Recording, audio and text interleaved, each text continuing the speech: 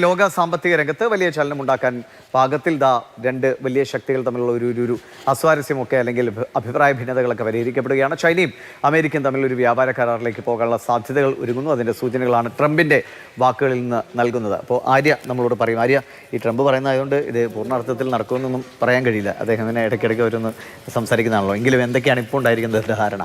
ദിവിഷ് തുടക്കത്തിൽ പറഞ്ഞ പോലെ ഇത്രയും നേരം ട്രംപിന്റെ ഭാഗത്തു നിന്നുള്ള ഒരു പ്രതികരണം മാത്രമാണ് നമ്മൾ കേട്ടത്. പക്ഷേ അപ്പോൾ ചൈനയുടെ ഭാഗത്തു നിന്നും ഒരു വാർത്താക്കുറിപ്പ് വന്നിട്ടുണ്ട്. അപ്പോൾ നമുക്ക് സ്ഥിരീകരിക്കാം, ലോകത്തിലെ രണ്ട് ഏറ്റവും വലിയ സാമ്പത്തിക ശക്തികൾ അമേരിക്കയും ചൈനയും 2001 ലോക വ്യാപാര സംഘടനയിൽ ചൈന അംഗമാകുന്നത്. അന്നു മുതൽ അമേരിക്കയും ചൈനയും തമ്മിൽ ഏറ്റവും ഊഷ്മളമായ വ്യാപാര ബന്ധമാണ് ഉണ്ടായിരുന്നത്. 2018 ഡൊണാൾഡ് ട്രംപ് അധികാരത്തിൽ വന്നതിന് പിന്നാലെയാണ് ഈ രണ്ട് രാജ്യങ്ങളും തമ്മിലുള്ള വ്യാപാരം ഏറ്റവും മോശമാകുന്നത്. ജോ ബൈഡൻ വന്നപ്പോഴും അതിൽ വലിയ മാറ്റങ്ങളൊന്നും ഉണ്ടായില്ല. ഈ താരിഫിലാണ് പിന്നെയും പ്രശ്നങ്ങൾ തുടങ്ങിയത്. താരിഫിൽ ഇപ്പോൾ വലിയ രീതിയിലൊരു വ്യാപാര കരാറിലേക്ക് രണ്ട് രാജ്യങ്ങൾ എത്തുകയാണ്. 57 ആയിരുന്നു, അത് ഒറ്റയടിക്ക് 10% ട്രംപ് കുറയ്ക്കും.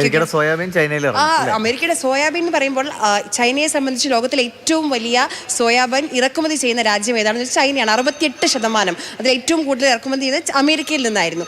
ഈ സോയാബീൻ മാത്രമല്ല, റെയർ എർത്താണ് അമേരിക്കയുടെ ഏറ്റവും വലിയ പ്രശ്നം, അമേരിക്കയെ കൊടുക്കുന്നൊരു കാര്യം. അപ്പോൾ റെയർ എർത്ത് അത് എല്ലായിടത്തും, ഇപ്പോൾ ഇന്ത്യയിലടക്കമുണ്ട്. പക്ഷേ ചൈനയിൽ അത് ഖനനം ചെയ്യാൻ മാത്രമല്ല അത് ശുദ്ധീകരിക്കാനും കഴിയുന്ന സംവിധാനമുണ്ട്. അപ്പം അമേരിക്കയെ സംബന്ധിച്ച് കമ്പ്യൂട്ടറുകളാണെങ്കിലും ശരി, ഇലക്ട്രോണിക് ഡിസ്പ്ലേകളാണെങ്കിലും ശരി, എന്തിനാ ഈ ജെറ്റ് എഞ്ചിന് പോലും ഈ റെയർ എർത്ത് ആവശ്യമാണ്.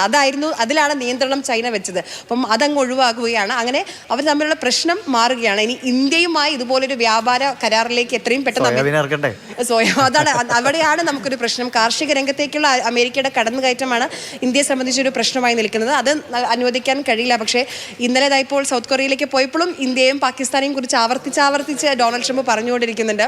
ഈ യുദ്ധം നിർത്താൻ വീണ്ടും ഇടപെട്ടത് ഞാനാണെന്ന് പറയുന്നുണ്ടായിരുന്നു. അതുമാത്രമല്ല, ആ യുദ്ധം നിർത്താൻ കാരണം ഞാൻ ഈ രണ്ട് രാജ്യങ്ങൾക്കും, ഇന്ത്യക്കും പാകിസ്ഥാനും മേൽ 250% താരിഫ് ഏർപ്പെടുത്തുമെന്ന് പറഞ്ഞപ്പോൾ അവർ 2 ദിവസത്തിനുള്ളിൽ യുദ്ധം നിർത്തിയതൊരു പുതിയ അവകാശവാദം കൂടി ട്രംപ് പറയുന്നുണ്ട്.